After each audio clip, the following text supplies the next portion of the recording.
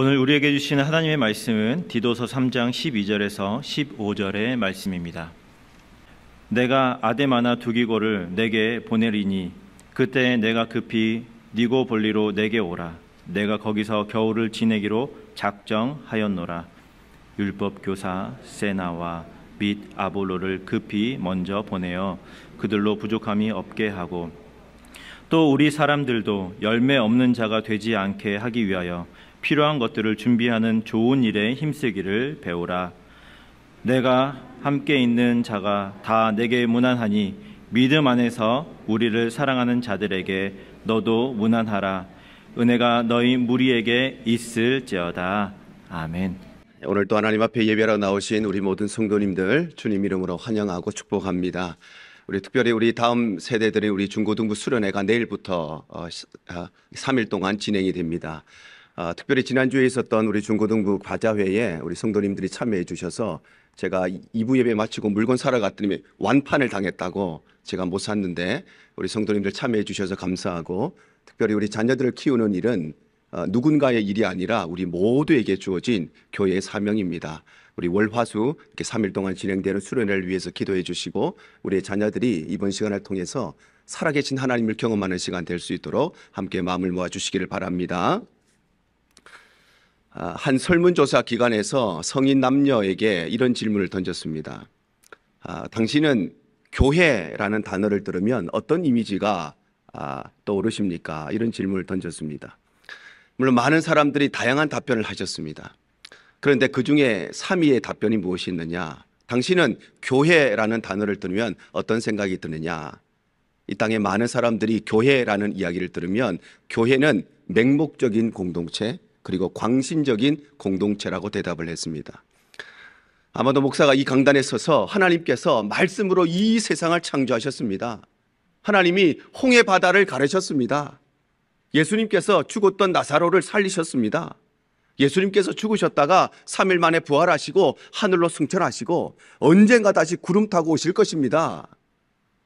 우리의 이성이나 우리의 지성으로 다 이해할 수 없는 그런 말씀을 선포할 때 우리 성도들이 말도 안 되는 그 이야기를 듣고 아멘하고 할렐루야하고 화답하는 모습을 보면 아마 믿지 않는 사람들은 그것이 참 맹신적으로 보였는지 모릅니다.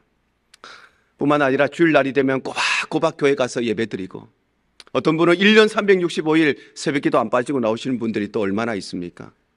자기의 시간을 쪼개어서 교회를 위해서 헌신하고 봉사하시고 헌금까지 바쳐가면서 신앙생활 하는 우리 성도의 모습을 보면 어쩌면 세상 사람들은 우리를 보고 참 광신적이다 이렇게 느꼈는지도 모릅니다. 그런가 하면 교회라는 단어를 들으면 생각나는 두 번째 이미지 2위가 무엇이냐? 교회는 참 배타적인 곳이고 독선적인 곳이다, 그렇게 답변을 했습니다. 아마도 세상의 모든 종교들은 다 서로 친구가 되고 서로 인정해주고 네가 믿는 것도 맞고 내가 맞는 것도 맞고 그래서 함께 공존하고 공생하면서 살아가는데, 우리 기독교만은 오직 예수님만 길이고 진리고 생명이고 예수만이 우리의 구원의 길이고 예수의 십자가를 통과하지 않으면 누구도 구원받을 수 없고 천국에 갈 수 없다고 하는 우리 기독교의 메시지가 아마도 믿지 않는 사람들이 보았을 때는 매우 독선적으로 보이고 독단적으로 또 배타적으로 보였는 것 같습니다. 그러면 1등은 무엇일까요?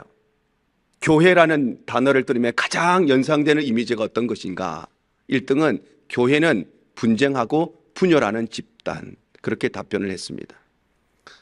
오늘날 세상 사람들이 교회를 보면 무슨 생각을 하느냐?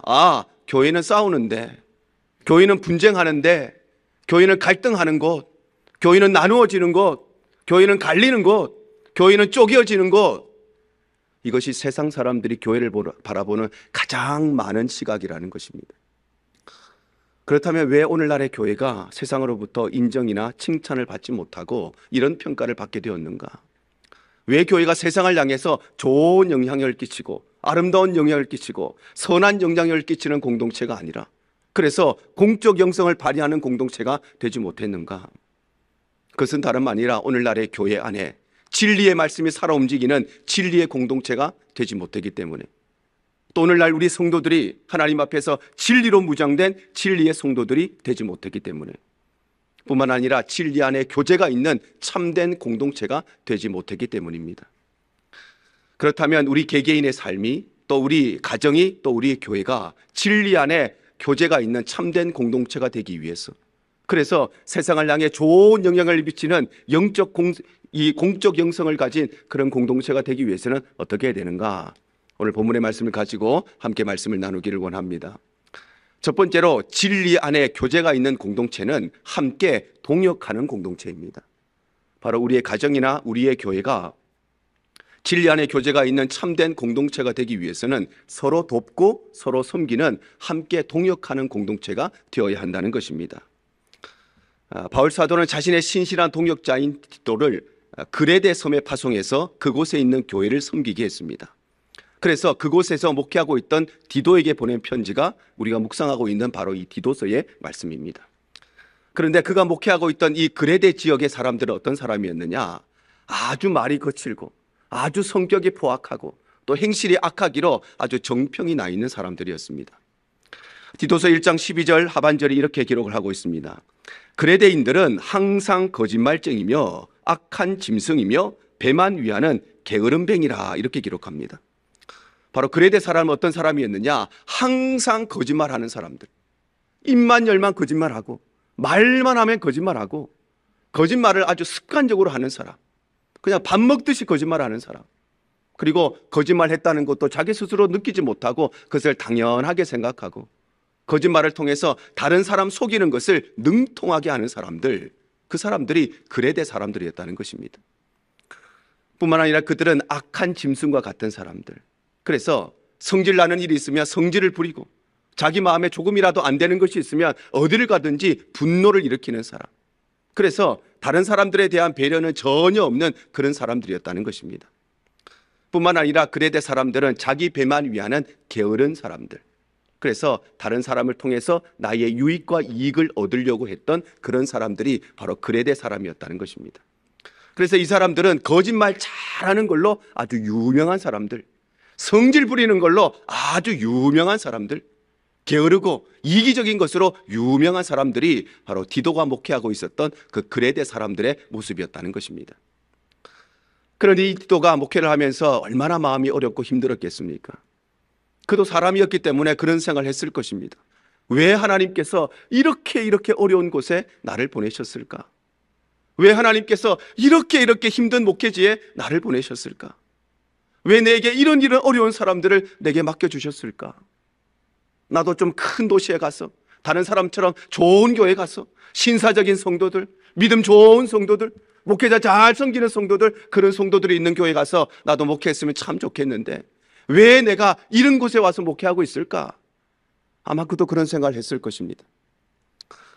그랬기에 바울은 그에게 이렇게 편지를 하고 있습니다. 오늘 보면 12절 상반절입니다. 내가 아데마나 두기고를 내게 보내리니 말씀합니다.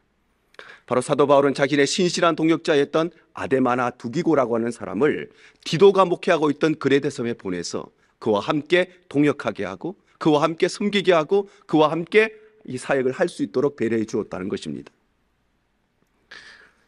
오늘 성경에 나오는 이 아데마라고 하는 사람은 다른 성경에는 전혀 기록되어 있지 않는, 오늘 본문에 딱 한 번 기록되어 있는 그런 사람인데, 전승에 의하면 이 아데마라고 하는 사람은 예수님께서 파송하신 70명의 전도인 중에 한 명이었고 후에는 루스라의 감독으로 교회를 섬겼다고 기록이 되어 있습니다. 뿐만 아니라 두 번째 나오는 두기고라고 하는 사람은 사도 바울이 3차 선교여행 때부터 함께 동역하기 시작해서 가장 먼저는 예루살렘 교회에 헌금을 전달하는 일에 사용되어졌습니다. 사도행전 20장 4절에 이렇게 기록이 되었습니다. 아시아까지 함께 가는 자는 베레아 사람 부로의 아들 소바도와 데살로니가 사람 아리스다고와 세군도와 더베 사람 가이오와 디모데와 아시아 사람 두기고와 드로비모라, 이렇게 기록합니다. 바로 이 사람은 원래 고향이 지금의 터키 지방인 에베소 지방인데 바울 사도가 에베소를 거쳐서 마게도냐로 갈 때에 그때부터 바울과 함께 동역하기 시작했습니다. 그리고 그 이후에는 바울과 다른 교회 사이에 가교 역할을 하고 바울과 다른 성도들 사이에 연락책 역할을 했던, 그래서 바울의 신복이라고 불렸던, 바울의 복심이라고 불렸던 사람이 바로 이 두기고라고 하는 사람입니다. 그래서 이 사도 바울은 자신이 믿고 보낼 수 있는 아데마나 두기고 중에 누군가를 디고다가 있는 그곳에 보내어서 그와 함께 동역하게 하고 함께 섬기고 함께 목회할 수 있도록 배려해 주었다는 것입니다. 우리 하나님께서는 성부와 성자와 성령 하나님께서 삼위일체로 공동체로 존재하시는 분이십니다. 우리 하나님이 공동체로 존재하신다는 거 하는 것은 단순히 삼위 하나님이 함께 거하신다는 의미가 아니라 삼위일체 하나님, 성부와 성자와 성령 하나님은 서로 돕고 서로 섬기고 서로 위하고 서로 받들고 서로 존중하고 서로 사랑하고 서로 동역하신다는 의미입니다. 창세기 1장 26절 상반절에 이렇게 말씀합니다. 하나님이 이르시되 우리의 형상을 따라 우리의 모양대로 우리가 사람을 만들자 말씀합니다. 바로 하나님께서 우리 인간을 창조하실 때 성부와 성자와 성령 하나님 중에 한 분이 혼자서 단독적으로 우리 인간을 만드신 것이 아니라 삼위 하나님께서 함께 동역하셔서 우리 인간을 만드셨다는 것입니다. 그래서 하나님은 공동체로 존재하시면서 서로 동역하시는 분이시기 때문에 이 세상의 모든 피조 세계도 공동체로 만드시고 우리로 하여금 동역하게 하셨습니다. 그래서 하나님은 가정을 만드실 때 이렇게 만드셨습니다. 창세기 2장 18절입니다. 여호와 하나님이 이르시되 사람이 혼자 사는 것이 좋지 아니하니 내가 그를 위하여 돕는 배필을 지으리라 하시니라 말씀합니다. 바로 하나님은 가정을 만드실 때 남자 혼자, 여자 혼자 가정을 만들게 하신 것이 아니라 남자와 여자가 공동체가 되어서 가정을 만들게 하시고 남자와 여자가 서로 돕는 배필로 함께 돕고 함께 섬기고 함께 동역하는 공동체로 이 가정을 만드셨다는 것입니다.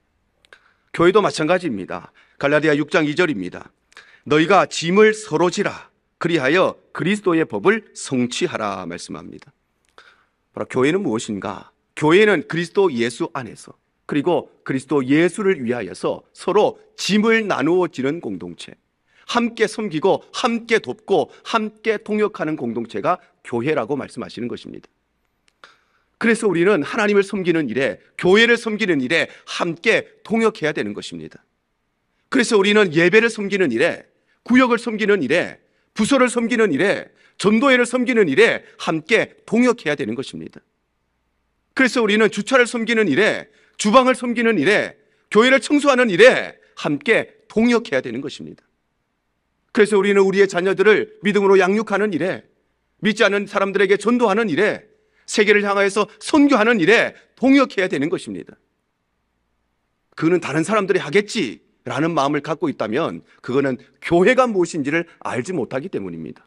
왜냐하면 교회는 진리 안에 교제가 있는 참된 공동체, 그것이 바로 교회의 모습이기 때문입니다. 그러므로 사랑하는 성도 여러분, 우리의 가정과 우리의 교회가 함께 동역하는 공동체가 되시기를 바랍니다.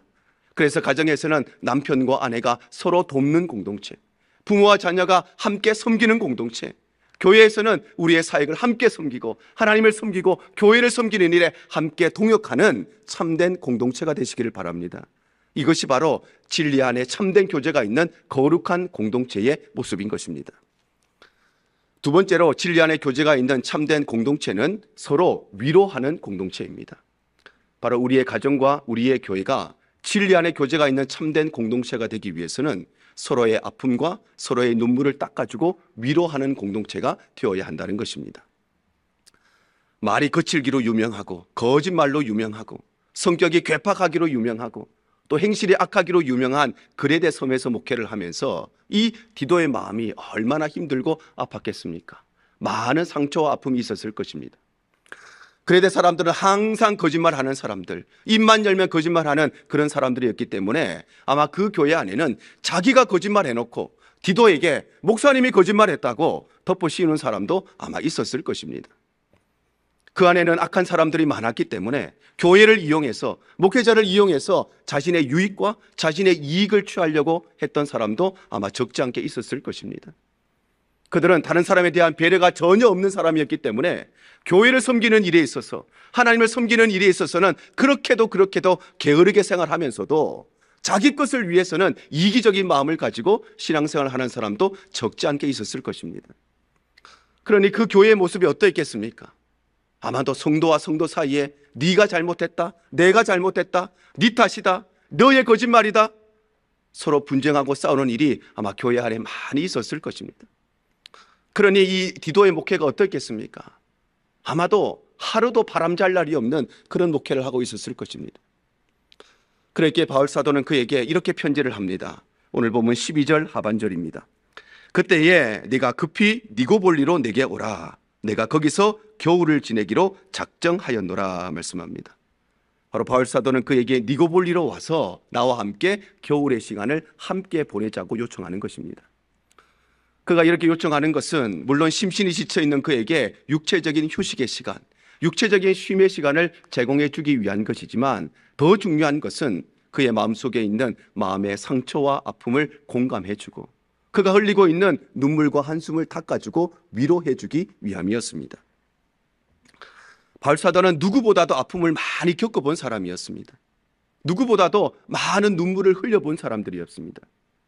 그는 교회 밖에 있는 사람들, 교회를 핍박하는 사람들, 성도들을 핍박하는 사람들, 복음을 핍박하는 사람들 뿐만 아니라 교회 안에서 바울의 사도권을 인정하지 않는 사람들 때문에 이 바울은 많은 상처를 받았습니다. 고린도전서 9장 2절에 이렇게 기록합니다. 다른 사람들에게는 내가 사도가 아닐지라도 너희에게는 사도이니 나의 사도됨을 주 안에서 인친 것이 너희라 말씀합니다. 바로 이 고린도 교회는 바울이 직접 개척한 교회입니다. 고린도 교회는 바울이 직접 목회를 한 교회이고 바울이 직접 세운 교회입니다. 그런데 그럼에도 불구하고 이 고린도 교회 안에는 바울의 사도권을 인정하지 않는 사람들이 있었다는 것입니다. 바울이 나온 신학교가 이러니 저러니, 바울이 목사 안수 받은 교단이 이러니 저러니, 바울이 지난날 사역했던 교회가 이러니 저러니, 그래서 바울에게 정말 사도권이 있는가? 그에게 정말 말씀을 전할 수 있는 권한이 있는가? 그에게 정말 안수할 수 있는 권한이 있고 축도할 수 있는 권한이 있고 정말 그에게 세례를 베풀 수 있는 권한이 있는가? 그가 진짜 사도인가? 바울의 사도권을 인정하지 않는 사람이 고린도 교회 안에 있었다는 것입니다. 그래서 그는 성도들을 향해서 다른 사람들은 몰라도, 다른 교회는 몰라도 너희들이 나의 사도권을 어찌 인정하지 않느냐 이렇게 반문하고 있는 것입니다. 뿐만 아니라 바울 사도는 교회 안에서 자신을 대적하는 많은 사람들 때문에 아픔을 겪었습니다. 디모데전서 1장 19절에서 20절입니다. 믿음과 착한 양심을 가지라. 어떤 이들은 이 양심을 버렸고 그 믿음에 관하여는 파선하였느니라. 그 가운데 후메네오와 알렉산더가 있으니 내가 사탄에게 내준 것은 그들로 훈계를 받아 신성을 모독하지 못하게 하려 함이라 말씀합니다. 바로 사탄에게 미혹되어서 믿음을 저버리고 최소한의 인간적인 양심도 다 저버리고 바울에게 주어진 영적 권위를 흔들고 그에게 주어진 영적 리더십을 무시하고 교회를 어질럽혔던 후메네오와 알렉산더와 같은 그런 사람들 때문에 바울은 적지 않은 아픔도 겪었다는 것입니다. 뿐만 아니라 교회를 떠나버린 세상으로 가버린 사람들 때문에 바울은 참 슬픔에 잠기기도 했습니다. 디모데후서 4장 10절 상반절입니다. 데마는 이 세상을 사랑하여 나를 버리고 데살로니가로 갔다 말씀합니다. 바로 한때는 교회를 위해서 함께 마음을 모으고 한때는 그렇게 열심히 교회를 섬기고 그렇게 복음을 위해서 수고하고 있었는데 그 이후에는 육체의 소욕에 빠져서 세상의 기쁨에 빠져서 세상으로 가버린 데마와 같은 사람들 때문에 사도 바울은 참 많은 슬픔과 눈물을 흘렸다는 것입니다. 그래서 그는 지난달 자신이 겪었던 고난과 고통을 이렇게 단적으로 기록하고 있습니다. 고린도후서 11장 23절 하반절에서 27절입니다.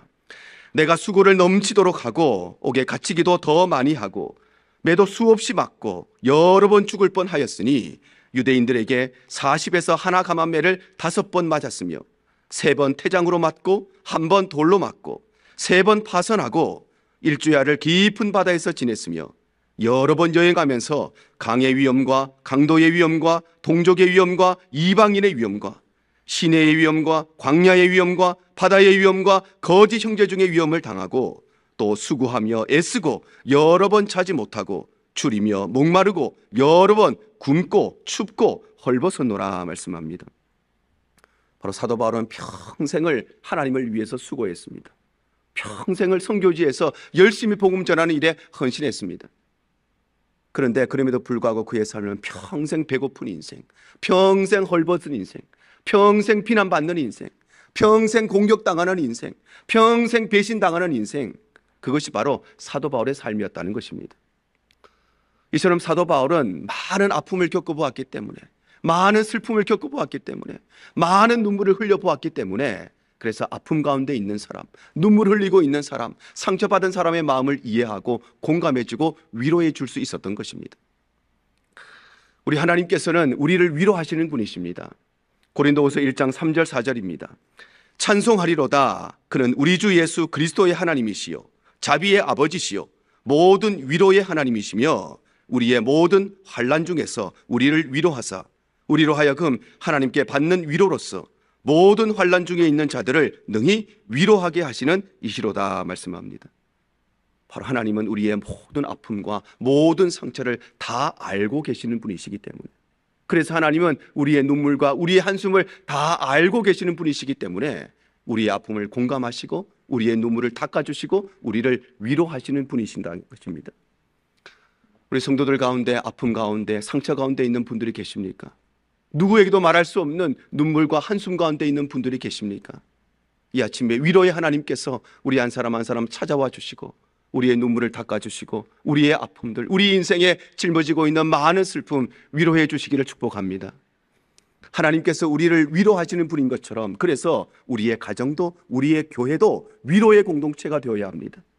특별히 교회는 세상을 위로하는 공동체가 되어야 합니다. 언젠가 어떤 국가에서 해일이 덮쳐서 많은 사상자를 내고 지진이 일어나서 많은 사람들이 죽었을 때 적지 않은 사람들이 그것을 보고 하나님의 심판이라고 이야기했습니다. 물론 그것이 하나님의 심판인지도 모르겠습니다. 그런데 아픔을 당하고 있는 자들에게, 눈물을 흘리고 있는 자들에게, 부모를 잃어버린 아이들에게, 자식을 잃어버린 부모에게 그런 이야기를 하는 것은 그들의 눈물과 그들의 아픔을 모욕하는 것이고 조롱하는 것입니다. 하나님은 우리에게 원수까지 사랑하라고 말씀하셨습니다. 그런데 나한테 피해를 준 원수가 아니라 불쌍한 사람들도 사랑하지 못한다면 우리가 어떻게 원수를 사랑하겠습니까? 사랑하는 성도 여러분, 우리의 가정과 우리의 교회가 위로의 공동체가 되시기를 바랍니다. 그래서 남편과 아내가 서로 위로하고 부모와 자식 사이에 진정한 위로가 있고 우리 성도들 사이에 아픔과 또 눈물을 닦아주고 그것을 공감해주는 참된 공동체, 그것이 우리의 가정과 우리의 교회 되시기를 바랍니다. 이것이 바로 진리 안에 교제가 있는 참된 공동체의 모습인 것입니다. 세 번째로 진리 안에 교제가 있는 참된 공동체는 회복의 공동체입니다. 바로 우리의 가정과 우리의 교회가 진리 안에 교제가 있는 참된 공동체가 되기 위해서는 서로를 위해 기도해주고 격려해주고 응원해주고 용기를 주는 회복의 공동체가 되어야 한다는 것입니다. 말이 거칠기로 유명하고 성격이 괴팍하기로 유명하고 또 성질 부리고 이기적인 것으로 유명했던 그레데 교회를 섬기면서 디도는 몸과 마음이 다 지쳐 있었습니다. 영적으로 완전히 탈진한 상태였습니다. 그래서 바울 사도는 자신의 신실한 동역자인 아데마나 두기고를 보내어서 그와 함께 짐을 나누어 지게 하고 함께 섬기고 함께 돕도록 했습니다. 뿐만 아니라 니고볼리로 불러서 겨울의 시간을 함께 보내면서 그 마음에 가지고 있는 마음의 상처와 아픔을 보듬어주고 안아주고 그리고 그가 가지고 있는 슬픔의 눈물을 닦아주고 위로해주고자 한 것입니다. 그런데 그를 위로해준 사람은 바울 한 사람뿐만이 아니었습니다. 오늘 보면 15절 상반절이 이렇게 말씀합니다. 나와 함께 있는 자가 다 너에게 무난하니 말씀합니다. 그 어려운 지역에서 그 어려운 교회를 맡아서 그렇게 어렵게 목회하고 있던 이 디도를 위해서 기도해 주는 사람, 그를 응원해 주는 사람, 그에게 용기를 주는 사람, 그에게 격려해 주는 사람은 바울 한 사람뿐만이 아니라 바울과 함께 있던 모든 사람들, 바울과 함께 동역하던 모든 사람들이 그를 위해서 기도해 주고 응원해 주고 격려해 주었다는 것입니다. 그래서 그는 영적인 탈진 상태에 있었음에도 불구하고 이러한 믿음의 동역자들, 기도의 친구들의 응원에 힘입어서 그들의 기도로 말미암아 그들의 용기로 말미암아 다시 한번 몸과 마음이 힘을 얻고 그의 모든 삶이 회복되어서 그는 자신에게 맡겨진 귀한 목회의 사역을 잘 감당했을 뿐만 아니라 이후에는 달마디아 지역에 가서 복음을 전합니다. 디모데후서 4장 10절 하반절에 이렇게 기록합니다. 그레스게는 갈라디아로 디도는 달마디아로 갔다 말씀합니다. 바로 힘을 얻었던 이 디도가 달마디아 지역, 지금의 동유럽에 있는 크로아티아 지역에까지 가서 예수의 복음을 전하는 복음의 사도가 되었다는 것입니다.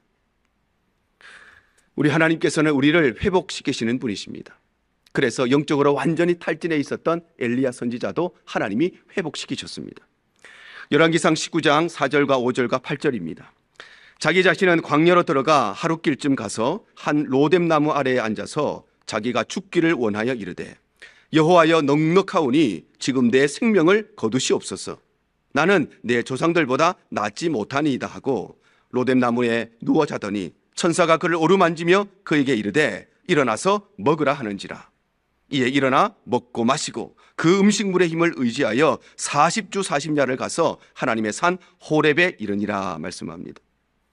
바로 엘리야는 바알과 아세라 선지자 850명과 싸워서 이겼던 위대한 선지자였습니다. 기독교 역사에 극적인 승리를 기록한 대단한 사람이었습니다. 그런데 그럼에도 불구하고 이세벨의 위협 앞에 그가 이야기하는 그 수많은 악행 속에서 그런 영적인 탈진을 하고 그래서 로뎀나무 아래에 누워서 하나님 내 생명을 취하여 주시옵소서. 난 더 이상 못 살겠습니다. 하나님 내 생명을 거두어 주시옵소서. 그렇게 이야기할 만큼 몸과 마음이 모두 다 탈진한 상태였습니다. 그런데 하나님께서는 그를 위하여 천사를 보내셔서 그로 하여금 먹게 하시고 마시게 하시고 그의 몸과 영혼을 다시 한번 회복시켜 주셔서 40주 40야를 달려서 하나님의 산 호렙에 이르게 하셨다는 것입니다. 뿐만 아니라 하나님께서는 아무런 이유도 알 수 없고 원인도 알 수 없는 고통 가운데 있었던 욥을, 그래서 가정을 잃어버리고 그의 모든 재산을 잃어버리고 자식을 잃어버리고 건강까지 잃어버렸던 욥을 하나님은 회복시키십니다. 갑절의 은혜를 부으셔서 그의 영혼을 회복시키신 것입니다. 음란의 죄, 거짓의 죄, 수많은 죄에 빠졌던 다윗을 하나님은 그냥 버려두지 아니하시고 그를 회복시키십니다. 자신의 인생을 저주하고 있던 예레미야 선지자, 자신의 생일을 저주하고 자기가 태어난 것을 저주하고 있던 예레미야 선지자를 하나님께서는 그냥 버려두지 아니하시고 그를 다시금 회복시키시고, 하나님께서는 예수님을 3번이나 부인했던 베드로의 신앙과 믿음도 회복시키셨습니다. 이처럼 하나님은 우리를 회복시키시는 분이시기 때문에 그래서 우리의 가정도 우리의 교회도 회복의 공동체가 되어야 하는 것입니다. 그래서 우리는 먼저 문안하는 공동체가 되어야 합니다. 고린도전서 16장 20절입니다. 모든 형제도 너희에게 문안하니 너희는 거룩하게 입맞춤으로 서로 문안하라 말씀합니다. 바로 평소에 우리의 가정과 우리의 교회는 어떤 공동체가 되어야 하는가? 그것은 바로 문안하는 공동체.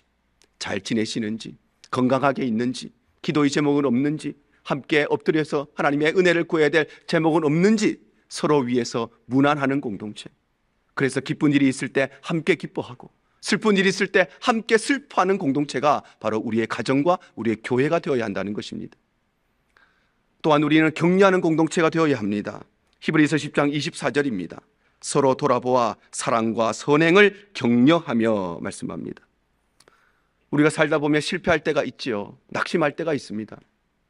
아무리 대단한 사람이라도 실패 없는 인생이 어디에 있겠습니까? 낙심 없는 인생이 어디에 있겠습니까?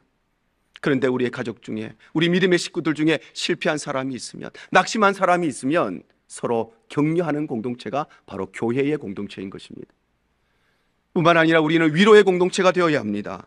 데살로니전서 4장 18절입니다. 그러므로 이러한 말로 서로 위로하라 말씀합니다. 우리 인생에는 예상치 못한 슬픔이 있습니다. 생각지 못한, 내 인생에 이런 일이 있을 것이라고 아무도 예상치 못한 아픔이 있습니다. 그 슬픔 가운데 있는 사람이 있다면, 아픔 가운데 있는 사람이 있다면 우리는 서로가 서로를 위로하는 공동체가 되어야 하는 것입니다. 뿐만 아니라 무엇보다도 교회 공동체는 서로를 위해서 기도해 주는 공동체가 되어야 합니다. 야고보서 5장 16절입니다. 그러므로 너희 죄를 서로 고백하며 병이 낫기를 위하여 서로 기도하라. 의인의 간구는 역사하는 힘이 큼이니라 말씀합니다. 인생의 고통 가운데, 고난 가운데 기도의 제목을 가지고 주 앞에 엎드려 기도하는 성도들, 인생의 무거운 짐 때문에 어려움 가운데 있는 성도들이 있다면 우리는 그 고통 가운데 있는 믿음의 형제 자매들을 위해서 서로 기도해 주는 공동체가 되어야 한다는 것입니다. 그러므로 사랑하는 성도 여러분, 우리의 모든 가정과 우리 교회가 회복의 공동체가 되시기를 바랍니다. 그래서 서로 기도해 주는 공동체, 서로 격려해 주는 공동체, 서로 용기를 주는 공동체, 하나님께서 기뻐하시는 진리 안에 교제가 있는 참된 공동체가 되시기를 축복합니다. 이것이 바로 하나님께서 우리에게 원하시고 기뻐하시는 진리 안에 참된 교제가 있는 거룩한 공동체인 것입니다. 오늘 말씀을 정리하겠습니다. 오늘날 세상 사람들은 교회를 바라보면서 교회는 광신적이고 맹신적인 집단이다 그렇게 생각합니다. 오늘날 믿지 않는 많은 사람들은 교회를 보면서 교회는 배타적이고 독선적이고 독단적인 공동체다 그렇게 생각을 합니다. 오늘날 믿지 않는 사람들은 교회를 향해서 교회는 싸우는 곳, 분열하는 곳, 분쟁하는 곳이라고 이야기합니다. 물론 그들이 교회를 향해서 맹신적인 공동체라고 이야기하는 것은 아마도 그들이 하나님의 말씀을 올바르게 들을 기회가 없어서 그래서 오해하는 것일 수도 있습니다. 그들이 교회를 향해서 교회는 너무 광신적인 곳이다. 적당히 믿어야지 어떻게 저렇게 믿나? 그렇게 이야기하는 것은 아마도 하나님의 사랑을 그들이 받지 못했기 때문에 생긴 오해일 수도 있습니다. 교회를 향해서 교회는 너무 배타적이다, 너무 독선적이다, 자기만 맞다고 하고 예수만 길이라고 하는 독단적인 공동체라고 생각하는 것은 아마도 그들이 십자가의 사랑을 경험하지 못했기 때문에 생긴 오해일 수도 있습니다. 그런데 그들이 교회를 향해서 교회는 분쟁하는 곳이고 교회는 싸우는 곳이고 교회는 갈등하는 곳이라고 이야기한다면 그것은 누구도 부인할 수 없는 팩트이기 때문에, 그것은 누구도 인정하지 않을 수밖에 없는 그런 일이기 때문에 그래서 그 안타까움은 갑절이 되는 것입니다. 오늘 성경이 우리에게 말씀하십니다. 교회가, 우리의 가정이 세상으로부터 칭찬받는 공동체, 사랑받는 공동체, 진리 안에 참된 교제가 있는 공동체가 되기 위해서는 우리의 가정과 우리의 교회가 서로 돕고 서로 섬기는 동역의 공동체가 되어야 하고, 뿐만 아니라 서로의 아픔과 서로의 슬픔을 위로해주고 그 눈물을 닦아주는 공동체가 되어야 하고, 뿐만 아니라 서로 기도해주고 서로 격려해주고 서로 응원해주고 서로 용기를 주는 회복의 공동체가 되어야 한다고 말씀합니다.